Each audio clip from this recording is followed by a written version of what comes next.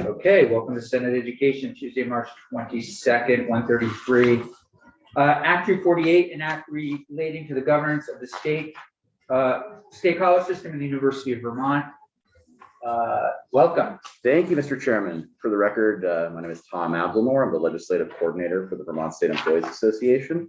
And Mr. Abdelnour, before we get started, I should just say the way we've been framing this governance is shared governance, getting faculty, staff on the boards of our state colleges in UVM. For those watching, this is a reminder. So please. Understood. No, thank you, Mr. Chairman. I'll just say in our discussions about that shared governance, when I speak with our members who are the staff at the Vermont State Colleges across the state, having heard some of the initial testimony, a lot of folks are saying to me, what is the administration so concerned about? Because they feel that there's an inherent problem with the governance of the Vermont State Colleges. They think that too often the people making the decisions are doing so without the benefit of the actual facts on the ground at the campuses. The folks who see how the decisions that are made at the board level filter down to this everyday reality on the campuses, feel that there is a perspective missing from that conversation. I agreed with you, Mr. Chairman, last week when you said, I thought quite correctly, that those who would oppose this bill should state why it is that our members should not be a part of this board. We've come at this from the perspective that it's only right and proper that our members should, they're integral stakeholders in the Vermont State College system. And we think that it's only proper that they should be full participatory members of the governing body that presides over the colleges. And to your point, Mr. Chairman, I don't think that the case has yet been made, frankly, by the other side as to why they should not participate. And there's been some discussion about the ability of our members to serve on the board without a sort of inherent conflict. And I think it's important to just address that head on. I will say, and when I speak to our members, I try to always relay their concerns to committees when I testify. I think it is frankly a bit insulting on behalf of folks who have testified before this committee to suggest that our members are somehow incapable of serving on the board without understanding their roles as stewards of the system, as fiduciaries, or their inability to act in the interest of the institution as opposed to on behalf of their sort of narrow personal self-interest. Our members are no less capable of properly following the rules concerning recusal, concerning the fiduciary nature of their service than any other board member would be. The inclusion of a student on the board of the state colleges has been a reality for many years. And I think that's a good thing. I think many of our members think it's a very good thing. But with respect to the student trustees and their excellent work, our members are certainly just as capable of understanding the duties of board membership as an undergraduate student. I think they're no less able to respond to those unique challenges than a member of the student body would be. And I guess I would say that I feel it's important to stress that our members who work at the state colleges do so because they care about the colleges and their mission. And given the realities, both financial and the turbulence that's been facing the state colleges for many years, narrow self-interest does not provide a great justification to work at the state colleges. Our members, if they were purely out to advance their own interests, would not be in this work. And our members care about the success of the system as a whole and the success of the communities that the system serves. There's been discussion about the way in which the administration of the state colleges has welcomed constant consultation from our members and from the faculty of the state colleges. That's something we've heard quite a lot. But I must say, I really don't see how that perspective cuts in the direction of prohibiting our members from being on board. Far, far from it. I would think that would cut exactly in the direction of welcoming their voices to the conversation. Our members have experienced the administration's attempts at inclusion, including their voices in the conversation. And to be blunt, they have found those attempts to be insufficient. That's why they're supportive of this bill. So they do not feel that the status quo is an acceptable degree of participation in the governance of the colleges. You know, our members are not looking for a forum to which they may submit feedback. They're looking for equal status as decision makers in the institutions where they work. And frankly, I don't think that is something that should be frightening to the administration. I think that's a perspective that should be welcomed by the administration. You know, there was a discussion when the committee last met about the way in which perhaps it was suggested by one of the witnesses that the unique nature of fiduciary duty would prevent a staff member trustee from adequately voicing the concerns of staff, right? That was one of the core points made last time. And it was an interesting comment, but I think it misses something important about the benefit that would accrue to the state college system were our members part of the board. And I think there's an analogy here where everyone's talking a lot this week about the Supreme Court, right? We're watching confirmation hearings. And I think there's a real analogy there between the importance of one's life experience to, say, service on the Supreme Court. When Judge Jackson was announced as a nominee, a good deal of the discussion about her potential for serving on the court focused on her status as a public defender, right? She had worked as a public defender previously. I, you know, having worked on my law school's criminal defense clinic, was thrilled to see that there was going to be that perspective added to the court. But it wasn't because I thought that she would be the representative of public defenders on the bench. And it wasn't because I thought that she would somehow be acting as a ringer for the public defense bar. Then anytime a publicly defended person found their case before the Supreme Court, that suddenly they would have someone on their side who could push them over the line. It was because her experience in that role informs her understanding of the judicial system as a whole, right? And that perspective was one that had been missing on the board. So I think our members are interested in participating in the board, not because they want to add up another score for the side of the staff, or in the case of the other people who would be the faculty, but it's because I think they believe, and I certainly believe, that their experience seeing the work that's done on the campuses every day and seeing how those decisions affect the campuses would be a welcome addition to the system. So I know the committee has taken a lot of testimony on this. I don't intend to ramble on all afternoon, but I really do think that the administration and the colleges in general will be missing out if this additional perspective is not there. So I guess that's where I'll close, Mr. Chairman. Can you remind me other states like it that do this? I think maybe you heard that at the beginning of the testimony, but I can't remember other state college systems, perhaps maybe. In that one question, Mr. Senator, I will refer to my colleague from AFT Vermont, Heather Reamer, who's in the room here with us today, who I think knows a bit more, Senator Perchlik, about those statistics in other states. Yeah, my understanding is that the AAP did a survey. AAP is the American Association of University Professors. They found that 26% of colleges had faculty or staff participation on the board. I don't know, I don't have the specific numbers. They didn't list them out, but that was the research that they had done. And to that point, Senator, I guess I would say, although I think it is more common than folks had realized when this discussion begun, even a handful of successful test cases, I think, would demonstrate that this was a viable model. And I don't think that the institutions in which there are faculty and staff serving on the board have collapsed or found themselves swamped by, you know, unsurpassable challenges as a result of their inclusion. Right. I think the state of Vermont always should be acting, when it acts as an employer, as the gold standard and the employer of choice. And so I do think that inclusion of faculty and staff on the board would help meet that goal. Other questions? Thank you, Senator.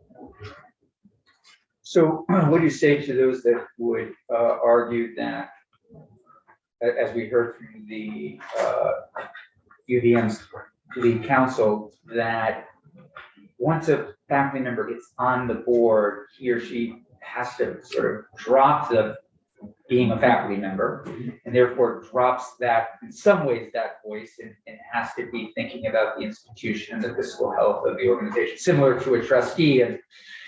And perhaps the best way is to move in the UVM direction, which would be subcommittees where faculty serve, and that might be a better way to get the voice.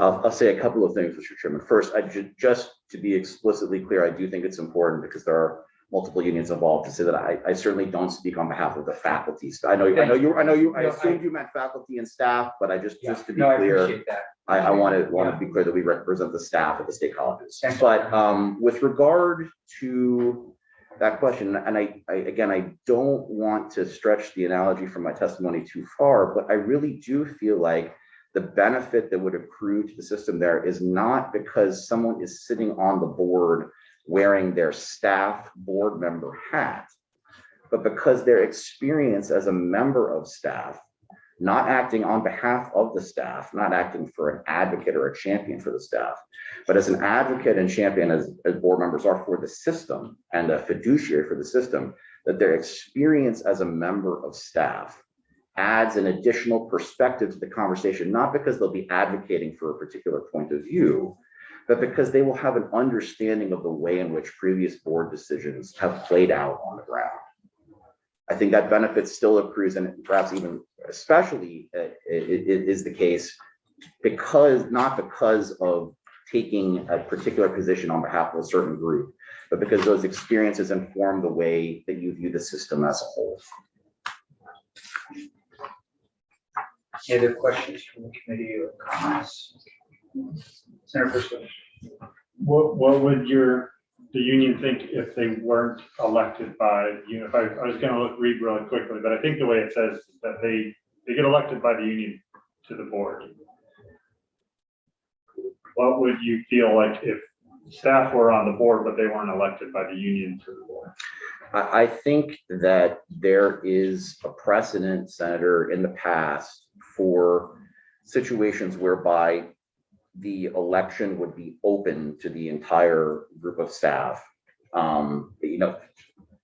Pragmatically and functionally, the creation of, say, a staff council might be a new and somewhat technically challenging step, but I don't think it's an insurmountable challenge to staff representation on the board and their participation as full members. So I think that our members would welcome a staff voice on the board, period. So it could be an election of all staff votes and all staff are eligible to run. Yes, I think that would be certainly preferable to the status quo. Absolutely. So I'd really, if this were to move forward and somebody had to present this on the floor, I think we need to dig into that statistic you offered, because I think you said representation, and UVM has representation on subboards. So it would be important to better understand crystal clear examples of where faculty have a voting member on the board of trustees, and then one step further to your testimony, Thomas, staff. So I would love to see another university that has shown us a success example where this has worked, because to get buy-in for this configuration of putting union members on the board in which they have to negotiate, some precedent needs to be established, or some other argument, stronger argument needs to be made that this is the right time to do it. I would say, to your point, Senator, about negotiations vis-a-vis the union, I do feel that is a situation in which the point raised last time about serving on the board as a fiduciary with the responsibility of the system as a whole actually has a benefit there of safeguarding against any direct concerns about one's status as a union member serving there, right? And so rules about recusal that affect anyone would be in effect with any staff members or faculty members that were on the board in general. And people in that capacity would, I agree, be properly serving as fiduciaries for the organization as a whole. And I think our members are capable of understanding those distinctions and understanding their role. Well, I was just gonna, if, I don't know if Ms. Reamer has access to the report. I agree with Senator Chittenden. It would be good to see, we heard from Cornell, we heard that statistic, but it would be good to know exactly how they how they define representation. If we could get a list, that would be helpful. Great, yeah, we can get that to you. Okay. And on the Cornell, Yeah. on the Cornell example, that was the faculty senate appointing 2 faculty members. I didn't see staff on it. So just to make that precedent argument, I think that would be an essential. Yeah. Yeah. So I hope that your members also recognize that there's not one way to do this. It's not just the way that's in this bill, but there are a variety of ways that could be tried over time. And that could include the Vermont State Colleges looking at some sub-board committees with official, maybe voting or representation from all the different campuses, and some real thought given to the faculty assemblies and the staff union or the staff council of sorts. And I hope you see that there's a variety of different ways to make sure that your voices are heard. I think, Senator, if I may just quickly, Mr. Chairman, I think that our members would prefer any scenario that involves their participation in a more concrete way than the status quo. But I will just say that our members ask me when I report back about the goings on here, they ask me, why is it that they don't think that we're capable of doing what folks are already doing? Why is it that they don't? I don't mean to say they as a members committee, but the general conversation around the issue. Why is it that folks think we're not capable of serving in the same way that a student trustee is currently serving on the board? And why is it that we are not seen to be able to differentiate our own individual circumstances from the work of the board as any other board member would? And I have not had a good answer to them for that question so far. So, Senator Hooker? I was thinking of in terms of the testimony that we had from Cornell and not knowing whether or not if there was anybody on the staff as well. And the idea that we have numbers associated with the suggestions or the desires of people representing staff and faculty. And just wondering about your thoughts on changing those numbers. I know that, some of the concern was that it seems to be a lot to be asking. That being said, as far as this being a time for that, certainly maybe not so much with UVM shared governance, but with the Vermont State Colleges. If this is an historic time in the existence of these institutions, and it seems to me that this would be an ideal time for knowing more about what's happening on the ground and how it's going to affect the institution as it goes forward. I really appreciate that question, Senator. I think that's absolutely right. I think that this is a time when that perspective would be uniquely valuable. As to numerical representation on the board, I think our members are, although we certainly support 248 as it was written, our members are less concerned about numerical designations and more concerned about making sure that they're present in that decision making. Even as drafted, there's no possibility for our members to represent a majority or a controlling stake in the board, but I think that their work experience, their professional experience would still be valuable regardless of their number on the board.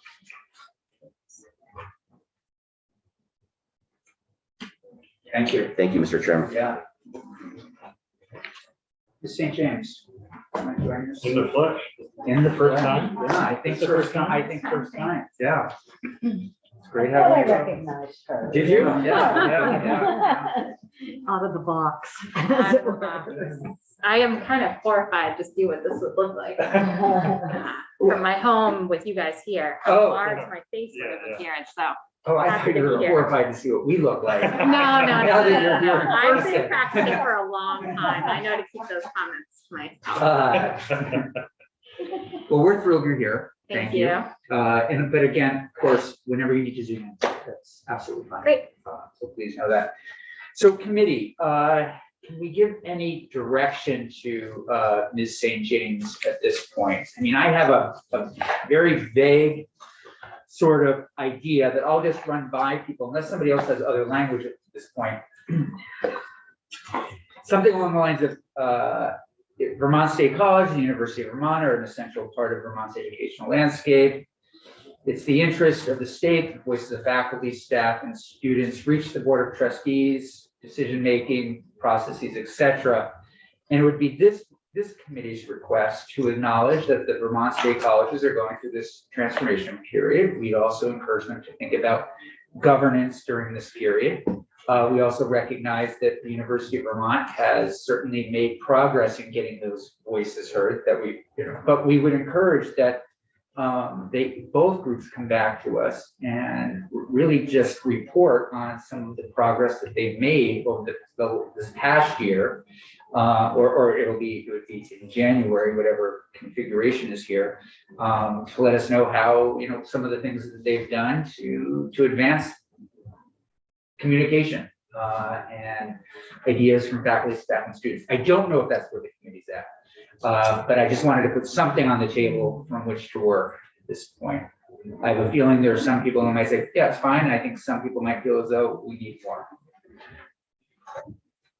Yeah, Sarah Lines. Well, I think it's a good start.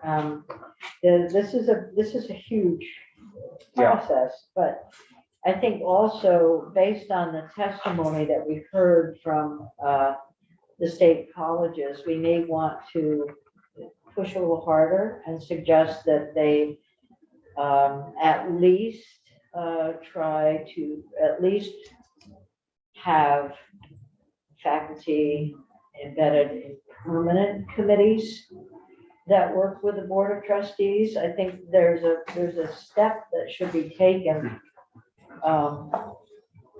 to hear the faculty voice. Similar to what UVM has, basically. I would think so. I mean, why don't we bring them to some equivalent position? And then I think, and then the report back on what are the reasons for not having further involvement? I think some of that.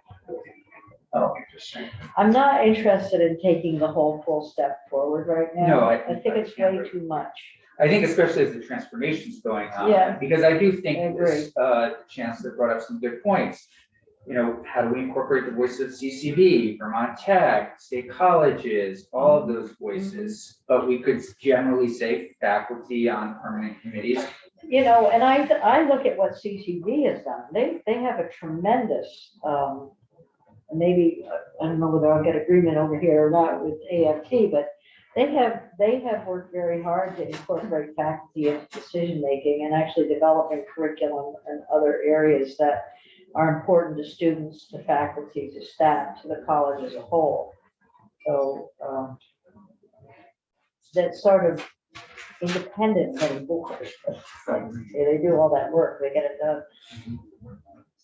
That's helpful. Senator Hooker, where are you? Well, I guess my concern is that, I can see a need for establishing a more formalized group like what UVM has as far as their faculty senate goes and stuff.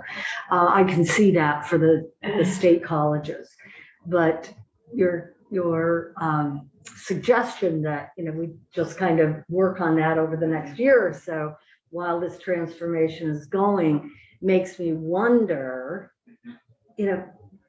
this is the time. This is the change. And if they're going to be involved, they need to be involved before the change happens. I mean, we've heard that faculty and staff have been involved. We've heard it from one side. From the other side, we've heard that they haven't.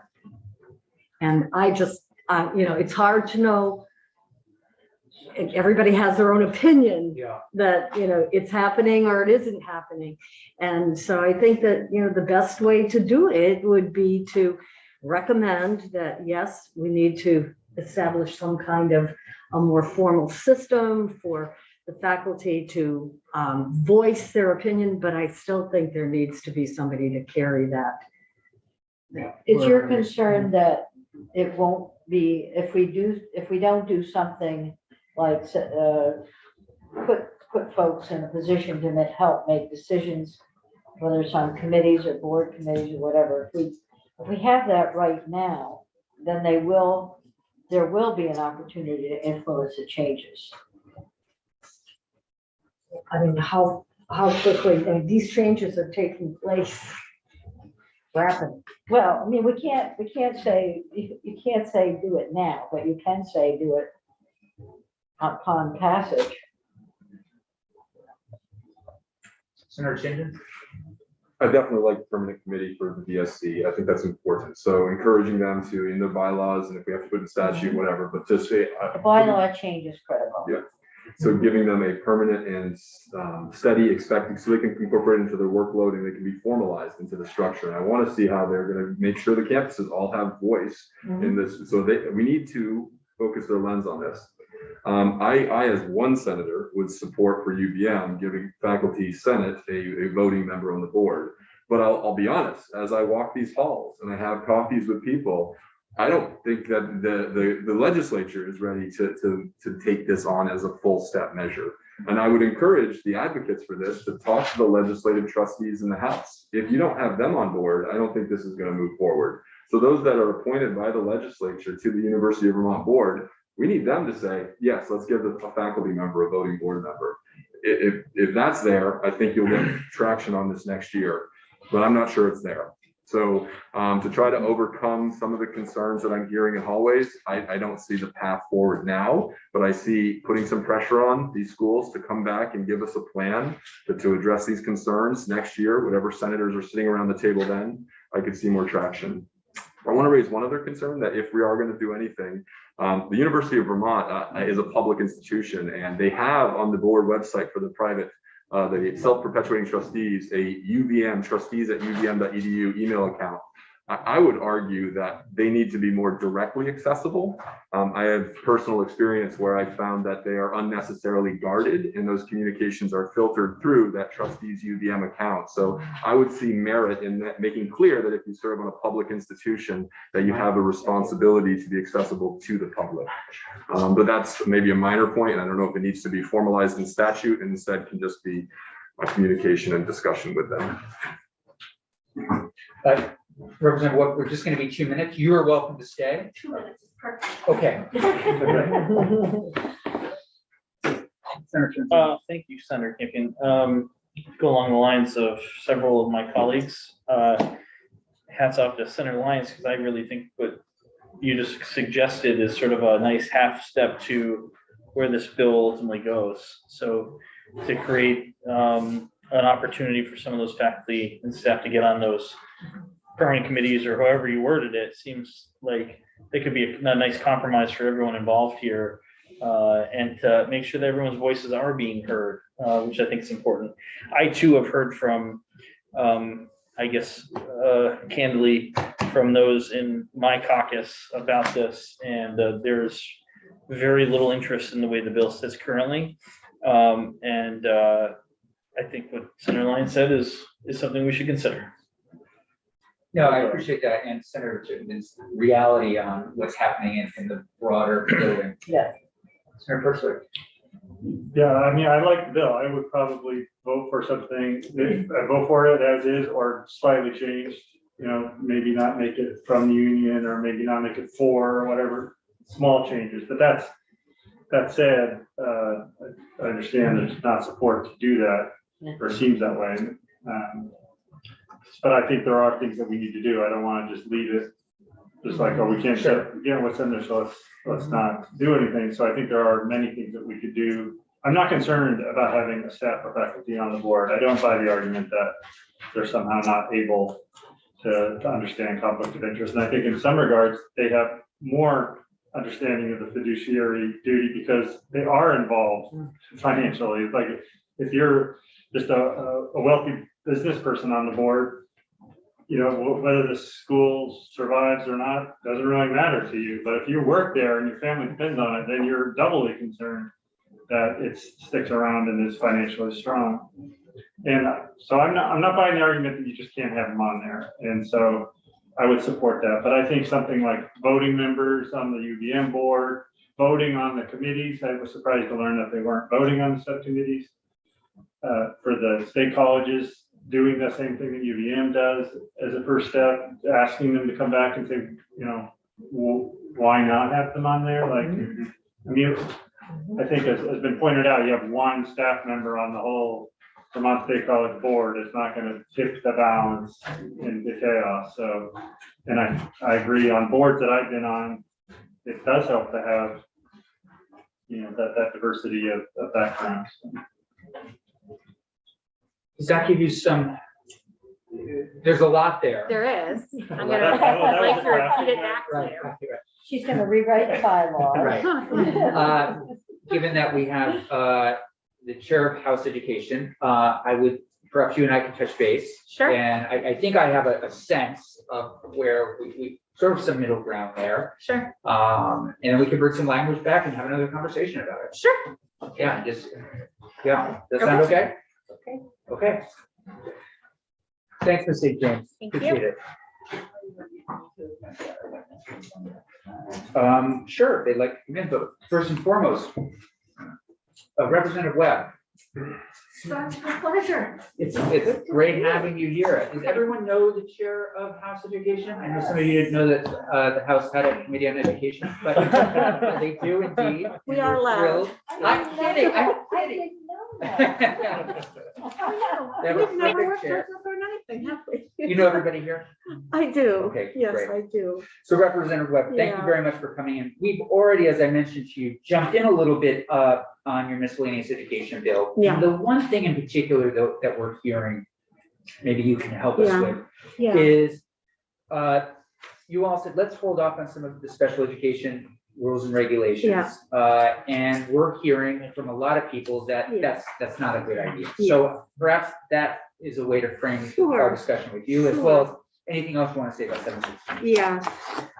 Yes, when we initially started the whole conversation about 173, we'd actually looked at delaying it once again, but we. And just so yeah. people know, 173, Yes, you would even yes, just, we do have some new members. Yes, Act 173 is the bill that we passed in 2018, and it was designed to address the way we deliver services to students who need additional support. We had a very comprehensive report submitted to us by the district management group, DMG, and they really did an absolutely fabulous job. They'd worked with districts around the state, looking at ways to implement change. And it does a lot of work with our multi-tiered systems of support, a lot with our tiered systems of support, and also made some recommendations about things like scheduling. No, you don't take them out of core subjects. You have to, it has to be additional, not in place of. When they looked at that, we realized that the funding system that we have in place actually interferes with the ability to do that. So we came up with we had another study done that looked at, should we consider a census-based funding model?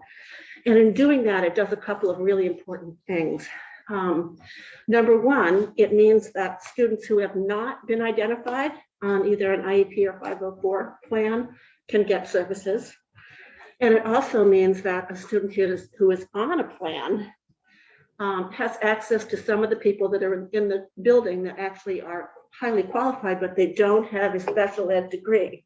So you might have a really excellent literacy instructor who's, all Sorry. all trained but they wouldn't have access to that person because they were on an IEP and you couldn't get refunded or the reimbursement model because they weren't special ed identified. So because they weren't special ed certified. So 173 changed the way the model to accommodate this better way of implementing services to students who need additional support. Students on IEPs, students on 504 plans. If you had, I might have those common words to you. Yes. Yeah, Yes. and students who just need additional support, who have not perhaps been identified. It also would allow us to start getting in earlier. And you remember the literacy work that we did? Yeah. That was built on, at least on our side, built on the work that we did in 173. So there was the Census-Based Funding Advisory Group. I'm sure you've met Megan Roy. They spent 3 years working on this and working on an implementation plan. So part of 173 required rulemaking. So just to get down to this little point here, part of it required rulemaking to make it so that we could actually implement 173. And as you know, when you open a rule, it opens everything related to that concept. So anything in that concept was open. One of the things that was opened was the way we identify students with specific learning disability, SLD, and the other was how we determine adverse effect. So I'm a retired special educator. I've done these evaluations. So by current law, the way it would be, a current rule would be, if a student, we suspected the student had a disability in literacy, let's say, we do an evaluation. Is there a discrepancy between their cognitive score and their basic skill area? So if you're looking at a scale of 100, which is considered average IQ, people have often heard 100 is an average IQ. If you had a 22-point discrepancy, 1.5 standard deviations, then you would meet the eligibility. So if you had a cognitive score of 100 and a reading score at 78, you would qualify under that. Okay, you would qualify. Now the next thing is there an adverse effect? Adverse effect says you have to be below the 15th percentile. This is the way current law is. Well, yeah, until July. You have to be below the 15th percentile. So, and that would be considered special education. So when they opened the rule, the disabilities community came forward, rightfully so, saying, you know what, you're missing a lot of kids. So if someone, for example, has an IQ of 130 and is reading at a 95, not eligible. Well, the school that I taught in, we dealt with it. We would get them services, but that was not happening everywhere. So they're very, very right to bring this up. And we heard from everybody that that was a positive thing to do. Sorry to interrupt, but the second part, the adverse effect. Adverse effect is just a percentage. It's not really the adverse effect. It's a you have to fall below the 15th percentile. And then So it's like deemed an adverse effect because you're at such a low percentile. Yes. I thought they actually had to say what the adverse effect was. Yeah, in an area, adverse effect in a basic skill area, yes. So if we're looking at, you have a mass disability, you fall below the 15th percentile, you've just met the disability, you've just met adverse effect, we write the IEP. Okay. So, and around the country, there are states that are getting rid of that. That was pretty much the standard way of identifying and making eligible for services. So this group came forward and wanted to change it. So we did not hear any testimony that said that you shouldn't do it. What we heard was, we aren't ready. This is hard for the disabilities community. They've been working on this for a long time, but the schools aren't ready. And I think we heard some pretty compelling testimony from the Council of Special Ed Administrators and some superintendents that they weren't ready. I mean, they're getting ready to implement 173, which is no small task. It's requiring a lot of professional development that schools have been working on. They have to totally change scheduling models. There's a lot that they're doing with that. Professional development is happening. It's probably happening slower than we want. We have to be a little patient given what everybody's been dealing with. So when we heard this, and I'll just read you the complexity of it, what the rule sounds like, the language. Let's see what else. Yeah, so they were saying this is great, but we need not just professional development of some webinars on the website. We actually need professional practice. We need someone to help us understand these differences. So if I read to you, for example, this is what, as I said, what is adverse effect in current rule is to conclude that a disability has an adverse effect on a student's educational performance, the educational, the EPT, I can't keep forgetting what these things are, shall determine the document that a result of his or her disability, the student is functioning significantly below grade level compared to grade level peers in one or more basic skill level, and significantly below means 15th percentile or below. This is what the new rule says, okay? In this section, adverse effect and to adversely affect are used interchangeably and mean to have a negative impact on the basic skill areas. This impact does not need to be substantial, significant, or marked. It is more than a minor or transient hindrance, evidenced by findings and observations based on data sources and objective assessments with replicable results. An adverse effect on educational performance does not include a developmentally appropriate characteristic of age grade peers in the general population. The EPT, Education Planning Team, must identify areas of adverse effect due to a disability in the basic skill areas using a range of diagnostic and performance data appropriate to the student, where the disability category refines the finding of adverse effect. The EPT and the IEP team will consider academic and non-academic aspects of children's functioning. This requires significant preparation and planning. This requires calibrating so that we know that around the state, people aren't using different things. So while we agreed that this is actually probably going to create a more complex conversation on why a student is failing, if we don't have the professional development, the experience that we heard from the special ed administrators was that it's just going to create, it's going to be wild in terms of how people are interpreted. Yeah. Right, so when the rules came to LCAR, it was really difficult for me to assess, does this fit with legislative intent, statutory intent? So were those rules, and I think the rules were approved, but yeah, if we were to look at statute and what promulgated those rules, yeah, what would we, I mean, do they fit? I mean, it sounds like Yeah. there's a lot more policy embedded in the new rule Yeah. than there is in the old rule. right. So how does that fit with what Legislative intent. your understanding is Yeah. of legislative intent? Well, I would first say that in the summer when I was sent a box that was this big, Yes, I know, I got the same one. and I'm all by myself and I don't have a lawyer there, I'm saying it's just related to legislative intent, and I hadn't heard back from this. I would say that it's not that it doesn't meet with legislative intent. It's just an extra piece of it. I think that what we were looking for in terms of legislative intent, because I was in the committee when we developed this, is we wanted to do a better job in supporting our students that need additional support. And you'll hear from the disabilities community, and we were remiss, we just didn't have time. I would encourage you to hear from the disabilities community because they're pretty upset with what we've done.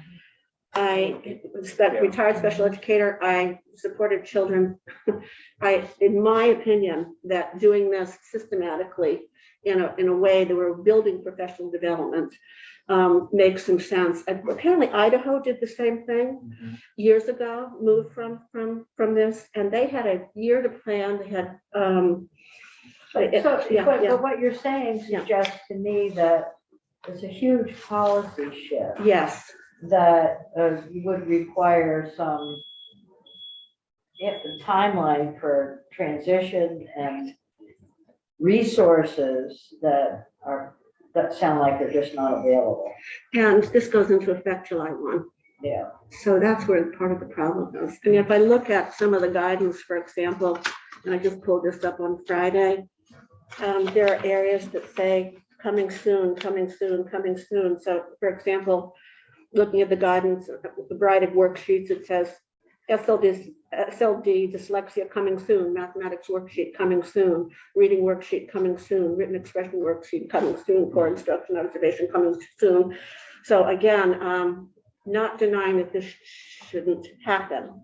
I know it's going to be really disappointing for people who have really wanted this to be in place.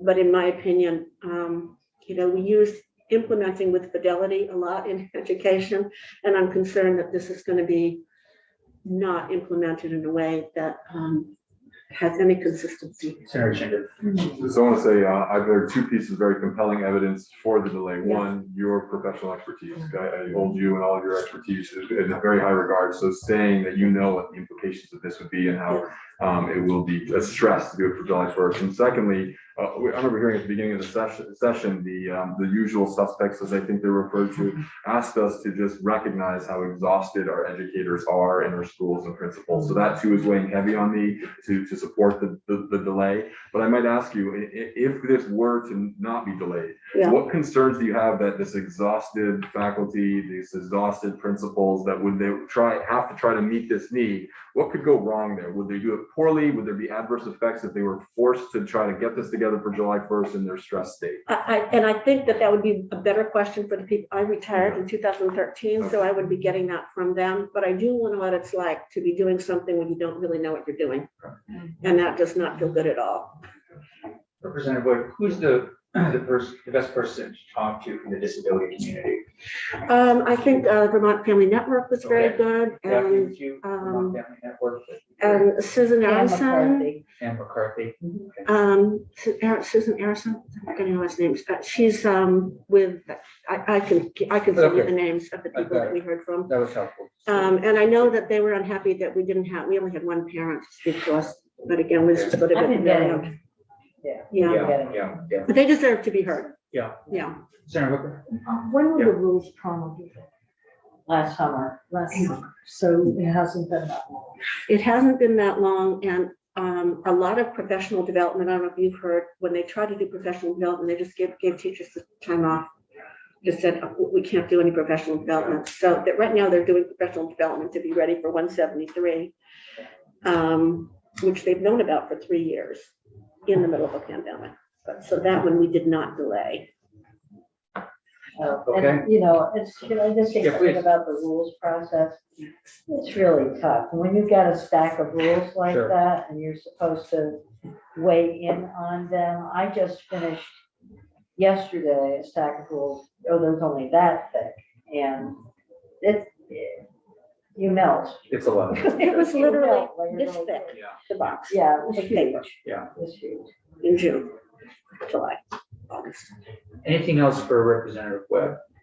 Yeah, please, I Senator. don't know if you know this, Representative Webb, but I always speak about my lovely wife, who is a 4th grade public school teacher. There She you is go. just exhausted too. So she is in my ear saying, whatever we can do as a state senate and legislature to lighten the load this stressful time, it's also weighing on me. That's what was weighing on us when we looked at everybody and said, we will keep from new initiatives. Can I just ask, I mean, when we hear from families Mhm. and the question comes up, then what will happen between now and the time that the new rules can go into effect? So Again, where does that leave the kids? I mean. yeah.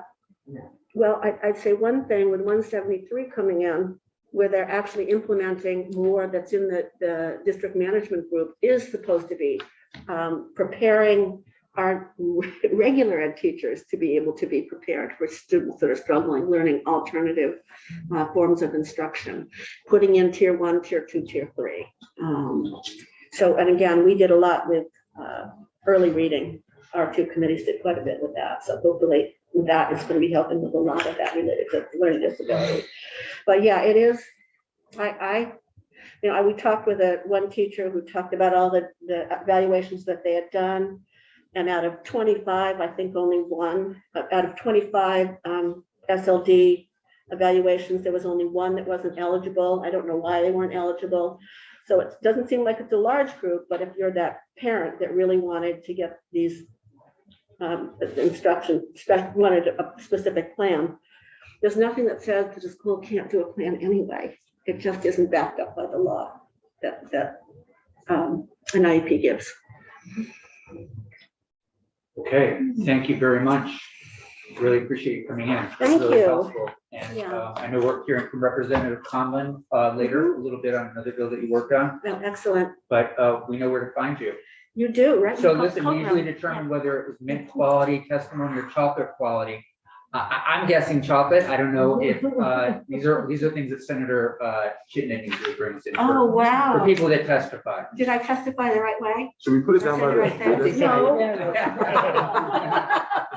Your committee is way nicer than ours.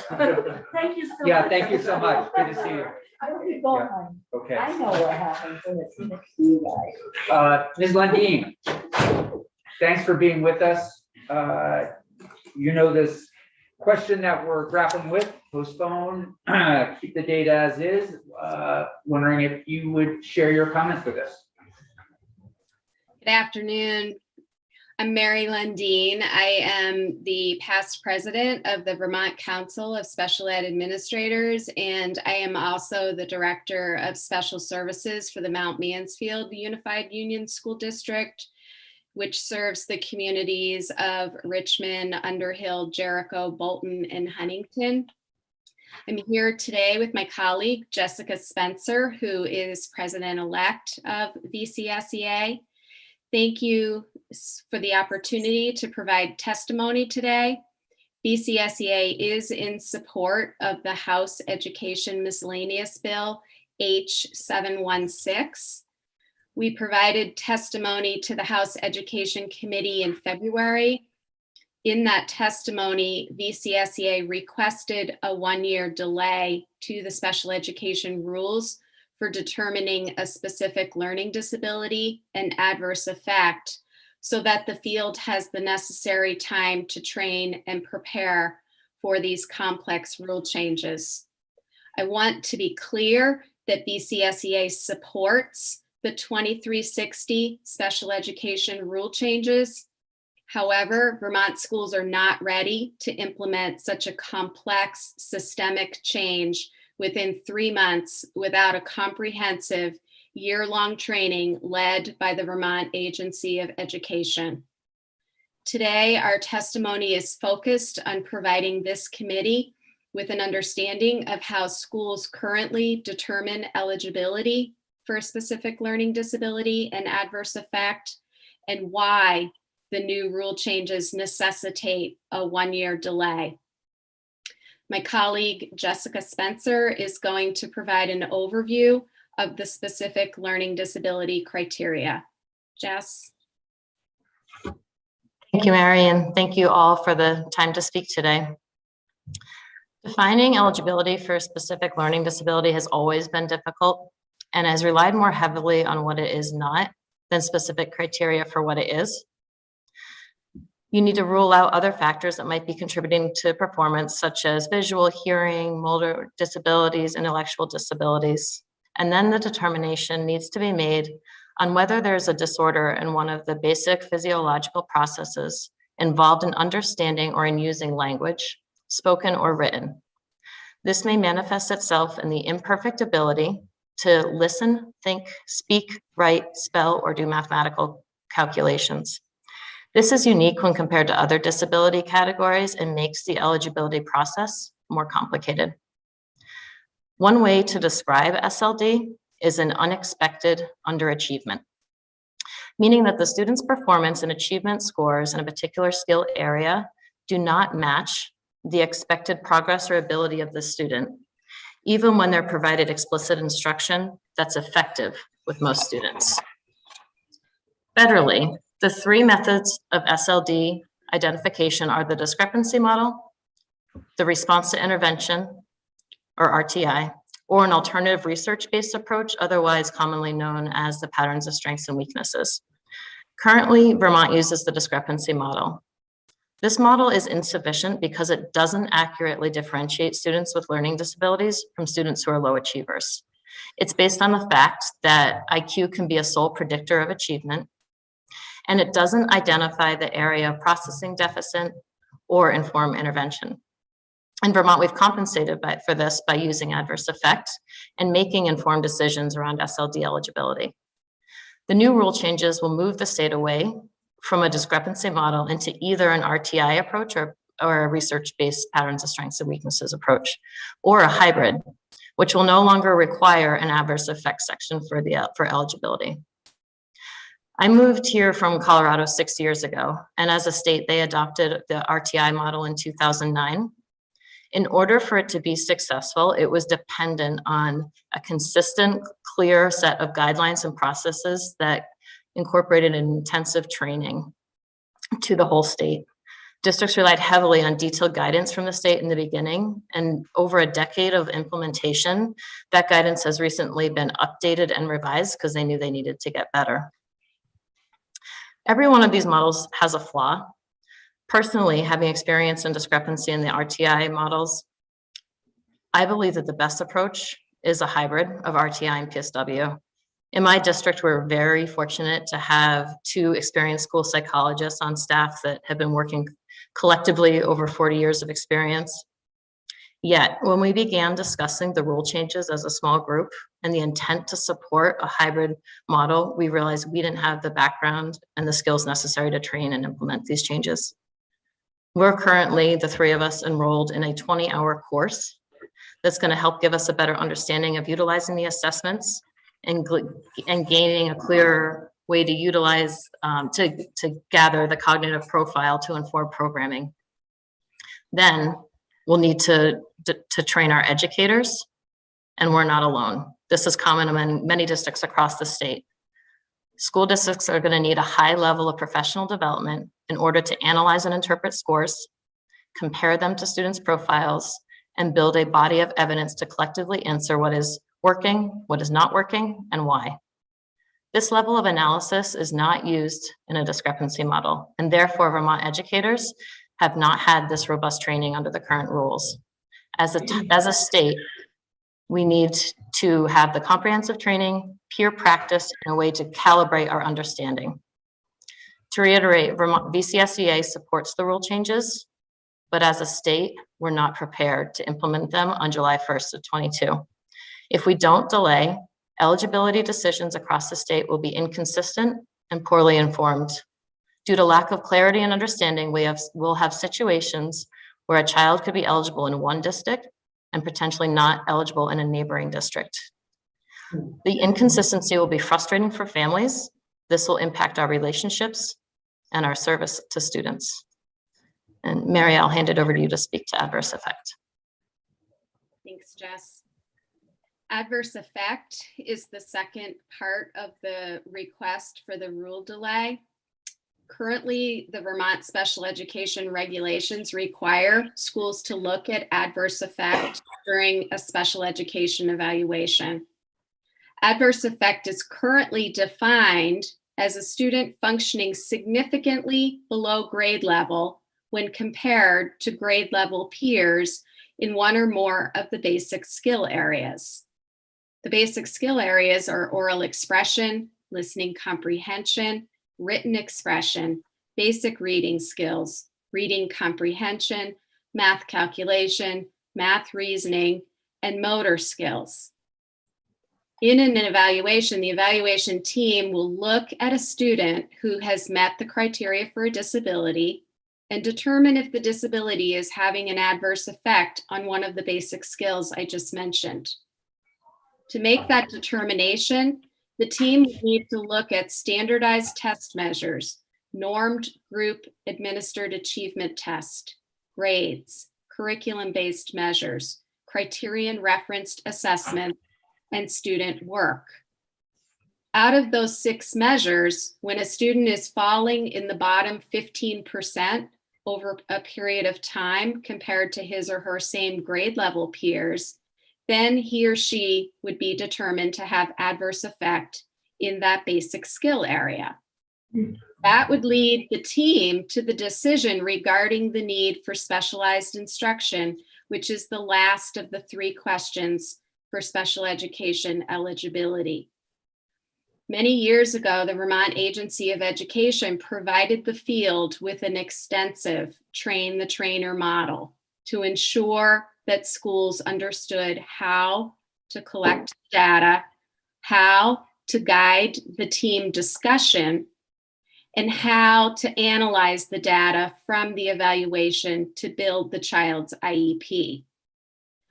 Vermont schools have been required to conduct this training each school year for new staff. It has also become part of the AOE's cyclic monitoring for special education. The new rule changes for adverse effect remove the 6 data point measures I just described, which are what teams have used to answer the adverse effect question. Further, the disability categories of specific learning disability and deaf blindness will not include adverse effect as part of the new rule change. This is a shift for Vermont schools as many use adverse effect data to identify need in an IEP. The new rule change for adverse effect is broad and it's ambiguous.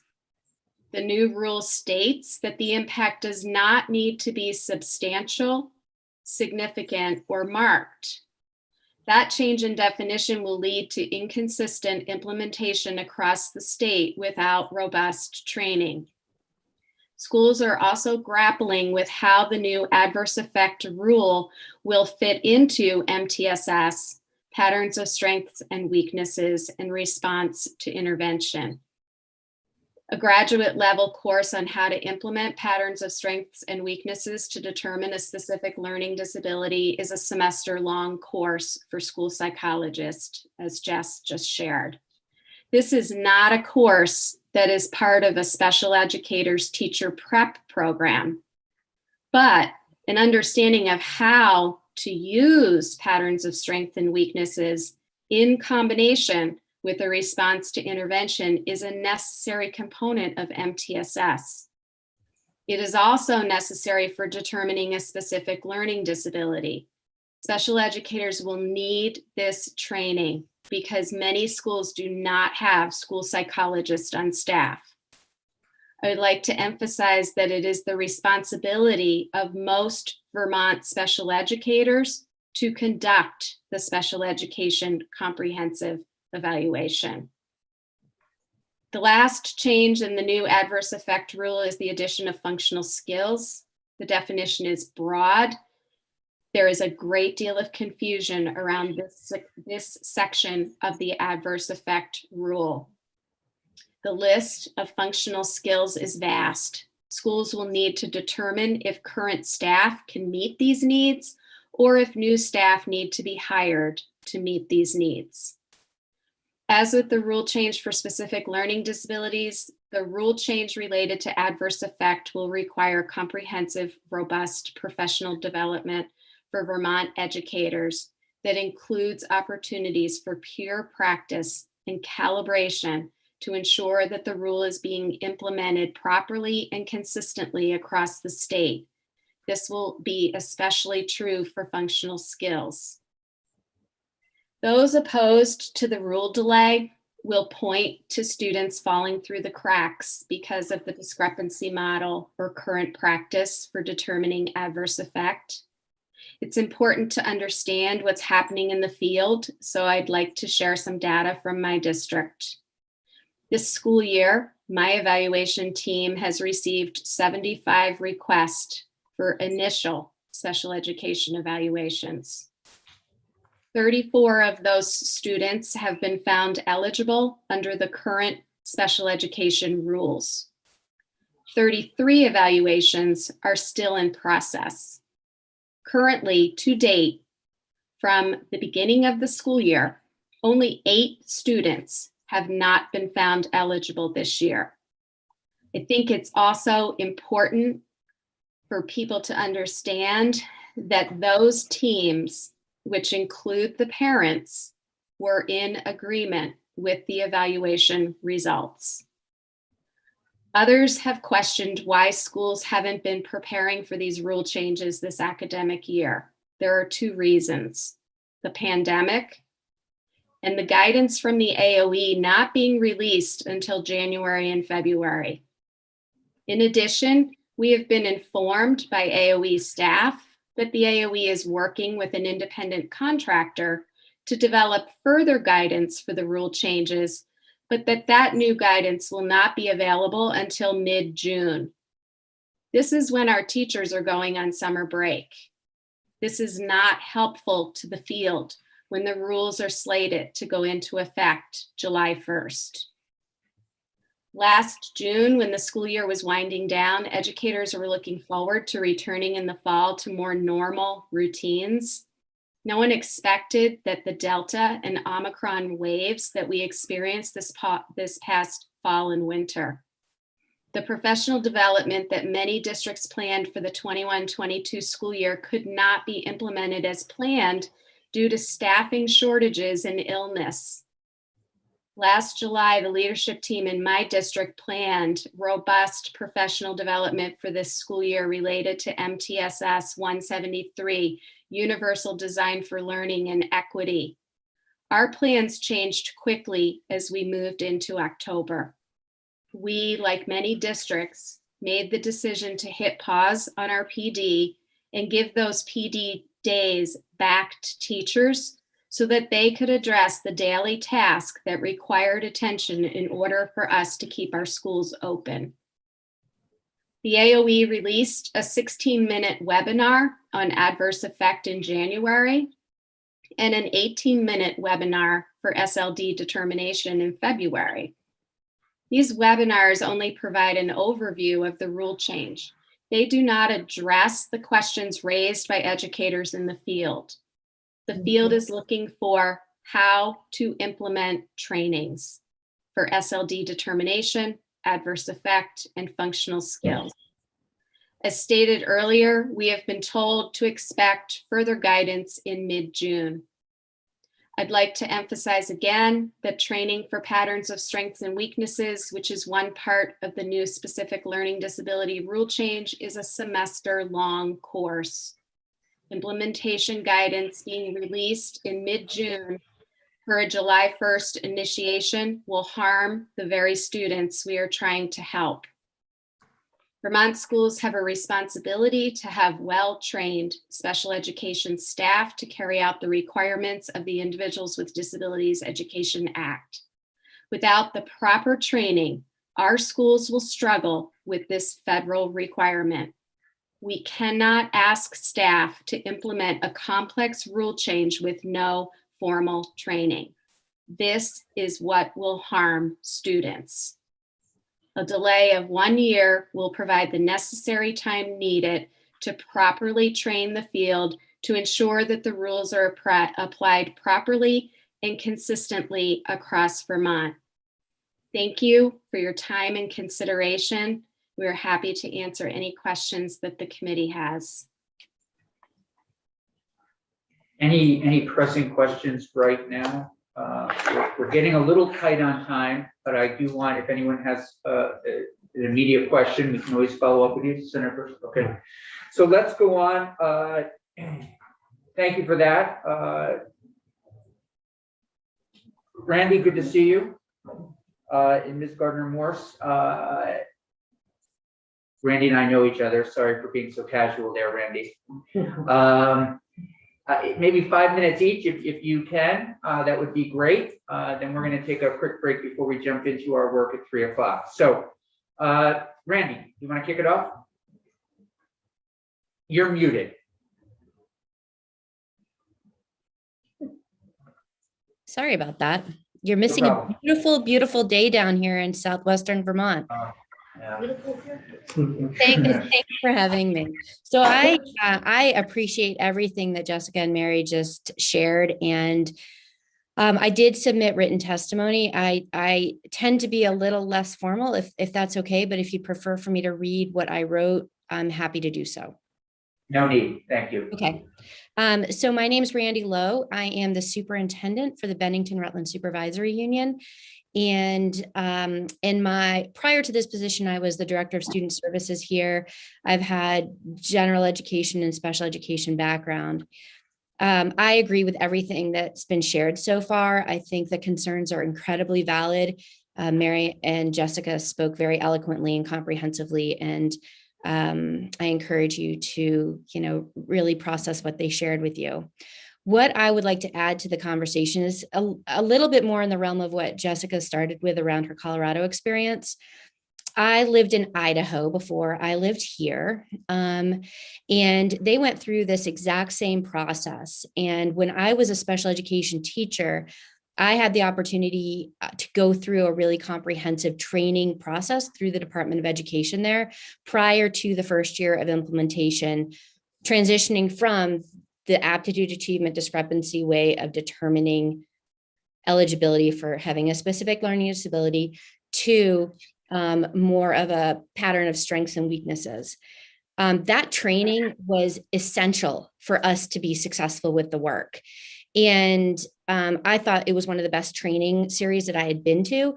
I was remembering I had forgotten when Mary talked about what the state of Vermont prepared for us and provided for us when they transitioned to this new adverse effect process. And it's a great demonstration of what the Agency of Education is capable of providing. It was well developed. They had went over all the processes, gave us activities to do, lots of time to learn and understand, and then bring it forward. That is exactly what is needed in order to be able to move forward with this change. I cannot stress enough how significant it is. I shared with you a research study conducted in the state of Idaho in the first year following implementation. And even with the training, it was rough. And as Jessica talked about, the state had a real responsibility to collect careful data, analyze what were the challenges that teachers were having, and to adjust, provide additional training, and be responsive to help teachers to be successful. And the Agency of Education has not provided sufficient training. You heard Mary talk about, more details about what has been provided, and it's just not enough. Our teachers right now, I will advocate for our teachers and our evaluation teams. We cannot put them in the position next fall of having to implement this without sufficient understanding. The detrimental effect on the evaluation process it will be a huge disservice to children, to their families, to our teachers. And I just strongly encourage you to support H716. I am happy to talk to anybody at any point about my experience. I know you're short on time, but I would advocate heavily to support this and to really put the onus on the Agency of Education to ensure that they dedicate the resources and time to making sure that our folks are prepared for the work ahead of them. So thank you. Yeah, I appreciate that final point in particular, that, if we do follow the House's lead on this, that the Agency of Education has a plan to get everybody up to the point where they really need to be. So I appreciate that. Ms. Gardner-Morse. I'm sorry, first, any questions for Ms. Lowe or comments? We're okay. Thank you. Ms. Gardner-Morse. Hi, thank you for having me. I appreciate the opportunity to represent the families who have been largely left out of the conversation in the House Education Committee, and I feel like they're getting kind of short shift today too. But I know you have a couple other parents that are coming in to speak later in the week, so I appreciate that. I have just for the record, we are going to hear from additional parents. Oh, good. I'm really glad to hear that. I haven't checked the list today, I have to admit. I've been working on my testimony. I submitted some written testimony that I'm not going to take time to read. I'm going to hope that you folks take time to read it, but I am going to say that I grew up in Vermont. I have 3 dyslexic children who are gainfully employed here in the state, and I talk about them in my testimony a little bit. For more than 45 years, I've been improving my skills as a teacher, and I think these rules can be implemented with what's available on the website and with teachers' experience and with the support that the Agency of Education stands ready to offer. I think I want to spend my few minutes that I have mentioning that children have a right to read, and right now about half of Vermont's children are failing to read. In 4th grade, 9 out of 10 children with a diagnosed disability are failing to read. That's not fair to these children, but what we're not taking into account is this is a lifelong problem for them. Children need to be taught to read in kindergarten and 1st grade. When they don't, the studies show that they never regain those skills. So if you deny a student services until they're in 4th or 5th grade, which I talk about in my testimony why that happens, that time can never be regained for that child. Meanwhile, the child's peers are going ahead and reading and developing their vocabulary and their general knowledge and just basically getting ahead of what the child who can't read is doing. And yet, we know from research that if children are taught to read, they don't necessarily need special education services. So I think the part that I want to call your attention to in my testimony is on page 3. We have a chart showing that in Vermont, children are diagnosed with dyslexia very late, almost never in 1st or 2nd grade. And we see a lot of emotional disturbance with our children. This chart is based on data from before COVID. It would certainly be more emotional disturbance now, but I think the emotional disturbance is from not being taught in the way that children need to be taught and getting the skills that they need. With the rules change, schools will be able to improve what they're doing with children based on the phonemic awareness and the phonics that children need. And I think they'll be able to provide better teaching with MTSS and RTI, which schools are supposed to have been using in Vermont for many years. 2017 is a number that's thrown around. 2005 sometimes is thrown around. I think that teachers can find that resource within their schools and can help children with that. And the Agency of Ed stands ready to help them. So I think what I want to just take my last couple minutes for is to think about how it feels to be a child who has a disability, who's been asking for help, whose family has been asking for help, and who has already been put off by the school saying things like, oh, you'll grow into it or you'll improve, which does not happen. The research really shows that that does not happen. I want to ask you to think about how that feels. As a child, you're finally ready to get help, but the help is coming late. Your classmates have been reading for years longer than you have. They read faster and they read more words. The more they read faster, the more words they learn. Their skills soar with the vocabulary and their background knowledge. You try as hard as you can, but your peers may be 2 or even 3 times faster than you do by high school.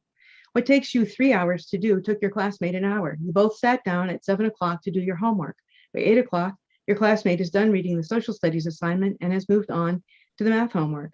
You finish reading at 9 or maybe even 10, and your math homework is still ahead of you. This doesn't take into account the fact that decoding for a child who struggles with reading is really laborious and takes a lot of energy and time and brain power. So schools actively harm first grade children by not making sure that they are reading well. What's lost then will never be regained. But with the phonics and phonemic awareness instruction in the earliest grades, most children can learn to read. Using MTSS and RTI, classroom teachers are already supposed to be using that, and I think they'll find that they can monitor children's progress and give them the help that they need. I want to make myself available for questions for anybody that has any, and thank you for the opportunity to represent parents. I hope you'll be able to hear from Vermont Family Network and Susan Aronott about this. Thank you. Thank you for that. I appreciate that, Ms. Gardner-Morse. So what do you say, though, to those that feel as though there's more training has to happen so the job is done well? I say that the Agency of Education has slides available and that the Agency of Education stands ready to support people in making the transition, and that the agency could be asked to have more people ready to do that. I think the best way to learn to do this, as somebody was saying here, is to go through trainings about this. But if we don't have time to do that, which I think we don't, because we're actively harming children, many people have testified they were actively harming children by waiting. And the rules were carefully thought through, the rule changes. So I think the Agency of Ed can support children, can support people who are looking at children with particular scores and data, and help the teachers figure that out, and that the teachers will learn to do it. I think it can be done as on-the-job training, and I think not to do that is doing a disservice to children. Ms. Gardner-Morse, do you have a sense, this might be a question for the agency or others, but what percentage of districts are kind of ready to go? Because one thing I think we may have talked about at one point was this opt-out idea. Because some districts, again, just might need some extensions, others wouldn't. Do you want to comment on that? I would like you to ask the Agency of Ed about that. I think I sent a chart like the one they did about 173 to see which schools were ready. If the agency can do that kind of an analysis and give that information, I think it would show you exactly which schools are ready at what point and how many resources they feel they have within their school. And I think we could ask the agency to support individual schools in doing that there are people in the state with those skills. So I'm gonna. That would, that might be helpful. I think that any other helpful questions for Gardner-Morse? Senator Person. Yeah, hi, Cindy. There was something that you said about that this kind of method has been around longer than just the year or so that the rule has been discussed. Can you clarify that? I can't elaborate on that. I'm talking about MTSS and RTI. MTSS is the multi-tiered system of supports that schools are supposed to be using. It makes a lot of sense. Basically what you do is you use something called RTI, response to intervention or response to instruction. You teach the child something, the teacher teaches the child something. The teacher spends a couple of weeks to see if what they're learning is taking, for want of a better word, if the child's learning it, and then evaluates the child to see if the child has those skills based on whether the child's learning it or not, changes what's being done in the lessons. It doesn't change quickly, but it's like paying attention to what the child is learning so you can see where they're confused and help them with that. MTSS is that incorporates that and builds on that, using a multi-tiered system of supports and talking about people at different levels within the school system, helping the child. The special educators have a role, the teachers have a role, tutors have a role, but the child is getting the support all along as they need this. It's not only for reading or literacy, it's also for math skills. It makes a lot of sense to me. When I'm teaching, I like to know what my children know, and I watch that, and what I see they haven't remembered from the last lesson, I bring in a review for the next lesson. If they didn't catch it, I tweak what we're doing. I bring in cards with glitter glue or whatever I need to do to make the lesson more to make it work better for the child. So does that answer the question about what's been in place supposed to have been in place for a long time? Ms. Lowe, did you have a question? I just wanted to offer a piece of clarification because I think this is really important. I totally agree with what Ms. Gardner-Morris is talking about regarding a tiered system of support, and the federal law around this has been in place for a very, very long time. That is best practice, and we are, implementing and building those systems in our schools. What is the big change in this section of the rules is learning about and understanding the cognitive and academic pattern of strengths and weaknesses for learners that is now required to determine that there is a disability. That analysis of any student's pattern of strengths and weaknesses based on their cognitive profile is a very complex process. And our teachers do not have the training to be able to do that. So they will look at all of the cognitive processes, and kids are strong here and they're weak here. But those patterns are well established as is demonstrating whether or not this is a pattern of disability or not. Our teachers do not know how to do that. So that's the piece that requires the training. It's not having the system of a tiered system of support in place. I testified on that. I was one of the few people who said we should be moving forward 173. So I just wanted to make that clarification because I think that that's the key piece. And I don't think we talked about that clearly earlier for you today. Yes, Ms. Gardner-Morris, you're not buying it, I can tell. Oh, no, that wasn't the question. The question is that the only way that children can be assessed now, or isn't? That's the key piece that's added with this change. So if we move from the aptitude achievement discrepancy, we're transitioning to this pattern of strengths and weaknesses in the cognitive profile, and our teachers are really not ready for that. So that's what the concern is from the field. My understanding was that there were still some alternatives about how to do that assessment. I'm not an expert in this, so I'll just ask that as a question, if that's the only way that we could do that, or if there are other ways that we can get to that point while helping the children that are falling behind, because I know nobody in our state wants to see our children falling behind or being harmed. And I think that's not really being addressed. We're listening a lot to the adults in the room, but we're all adults, and we need to listen to the children in the room who are fighting their parents about going to school, who are crying over their homework, who are not getting the support that they need right now, and who are not being diagnosed for learning disabilities in a timely fashion. That's what I want to speak about. Okay. Very helpful. Thank you all very much. I think we may have some of you back as we continue this conversation and reach out to you individually. We will be hearing from families and others. Please, I hope you'll follow our work. Please let me know if you have any more questions. I would be happy to help. Thank you. Find them answers. Committee, let's come back at 3:10. I apologize, Mr. Little, we're a little bit behind. We're going to hear from Senator Chittenden. He's going to talk a little bit about a proposal for the miscellaneous education bill. Then we'll hear Mr. Little's response, and then we'll wrap. Hopefully, we have to wrap by 4.